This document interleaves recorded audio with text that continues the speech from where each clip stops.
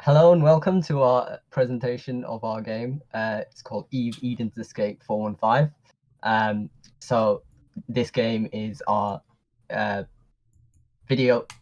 This video is of our game for GAN 2003, where the brief states we have to make a puzzle sort of first-person game.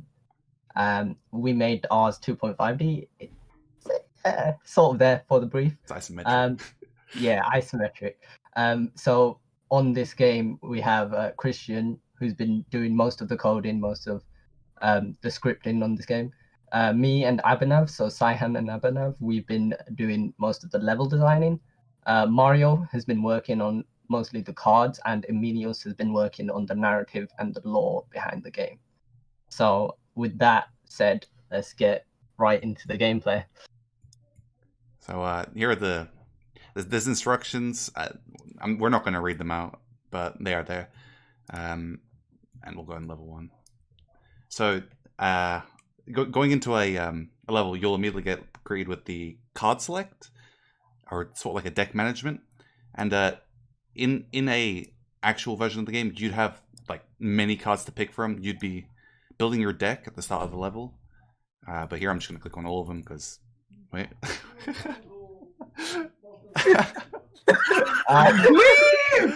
Right. There it is. Woo! All right. Yeah. So Play now.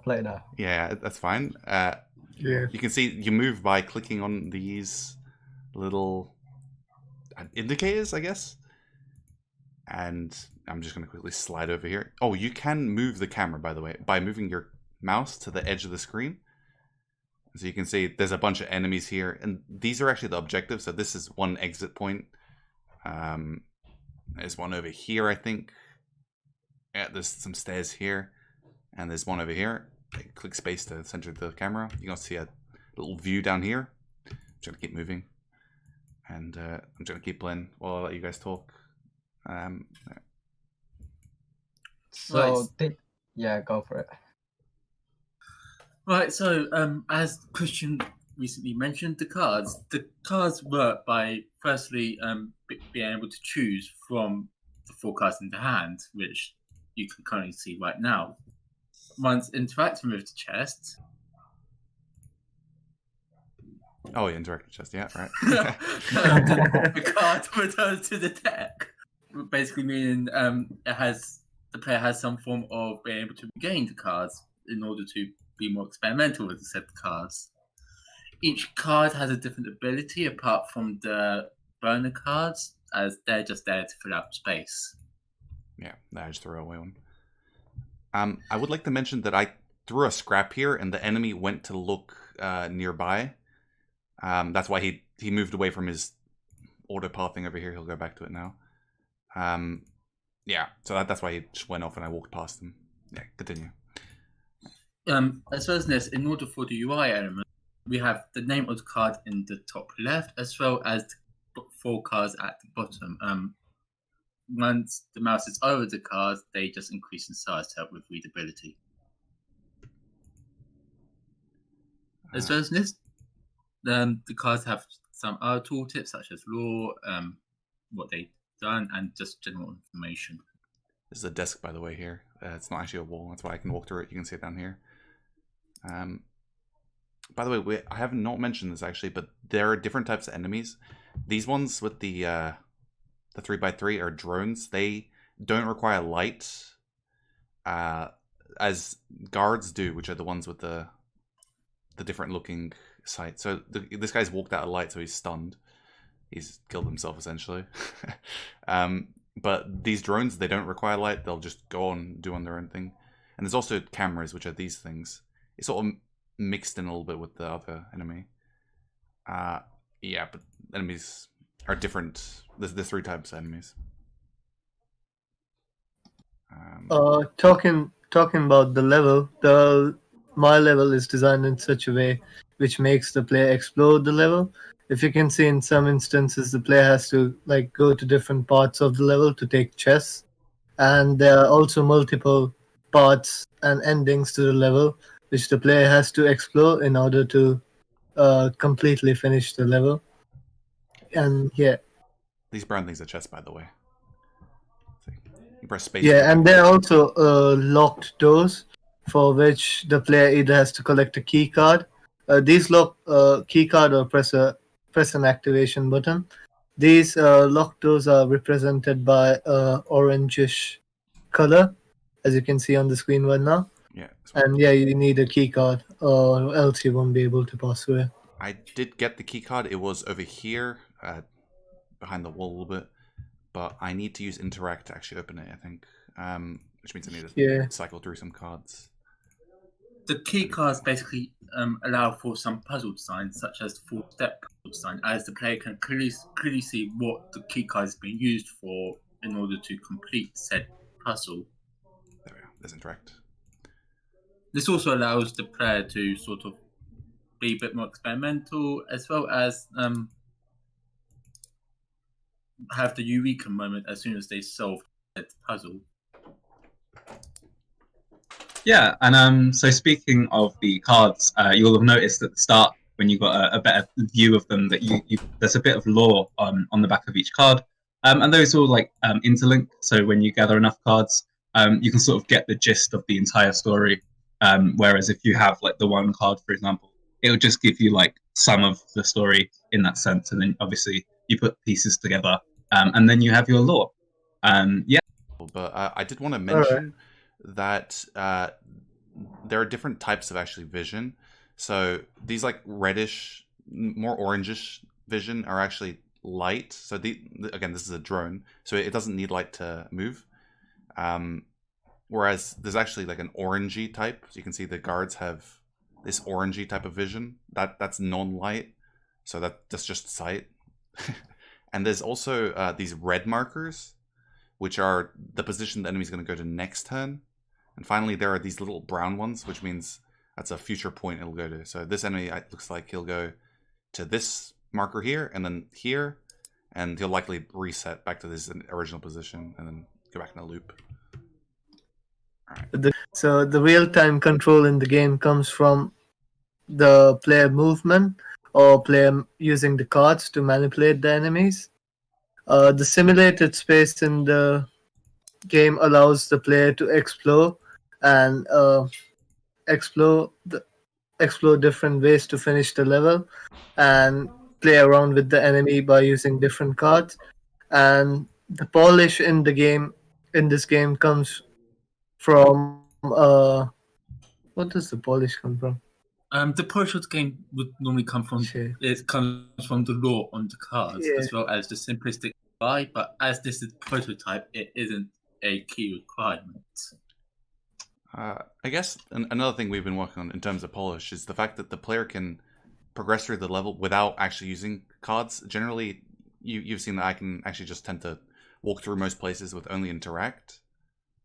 And one more thing, all the enemies can be sneaked past without using any cards. So if the player uses all their cards and has run out of card very early in the game, they can still complete the level, but it will be a lot harder than just using cards.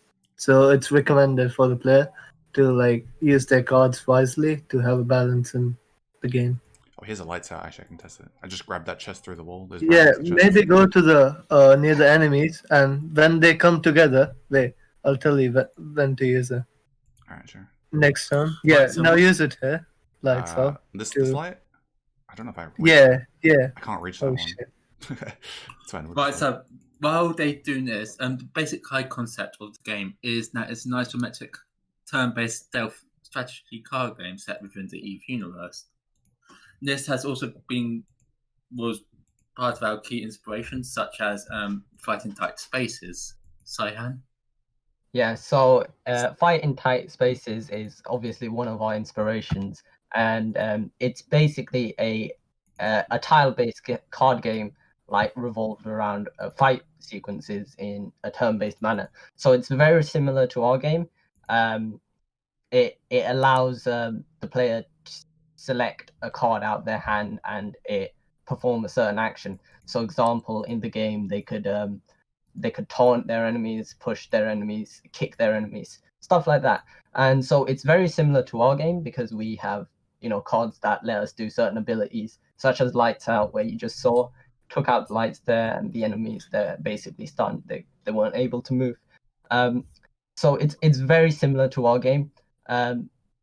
However, our game is different in the fact that it revolves more around stealth, which brings me on to another inspiration game of ours, which was Metal Gear Solid. And this is a big inspiration for us because it's one of the original Metal Gear Solid games was actually a top-down view game, so the player could see like all around them, and it was a stealth game as well. So this inspired us to create something similar to that. And so we have a top-down view, isometric view as well, and the player can see all around them, and they have to avoid the enemy. So the point of the game isn't to actually go into contact with the enemy, it's to avoid them. As when you get spotted, that's when it's game over if the enemies come into contact with you. So that was some of our inspiration. And if I may, sorry, 1 second. Put me first. I did want to mention that we haven't actually included a way to get to the next level, so I'll just be quickly swapping to level 2 like that. Yeah, continue. So to add on to the inspiration thing, I wanted to add that the pacing of Fight in Tight Spaces, I think that's the name, it's a lot more fast paced. Obviously, it doesn't have the same level of stealth that we might have. And so this is a much more like a game more akin to sort of a Metal Gear Solid, like Saihaan said. But yeah, so the difference would just in general pacing would just be that obviously this is a bit more slower and a lot more tactical in that sense. Talking about the OODA loop in the game, which stands for Observe, Orient, Decide, and Act. The player first has to observe the environment around them, see the enemy movements, how they're moving, and understand them.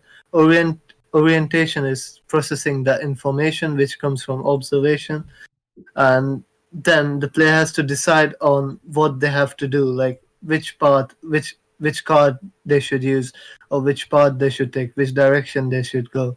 Decide and then act, and then the player has to act on it.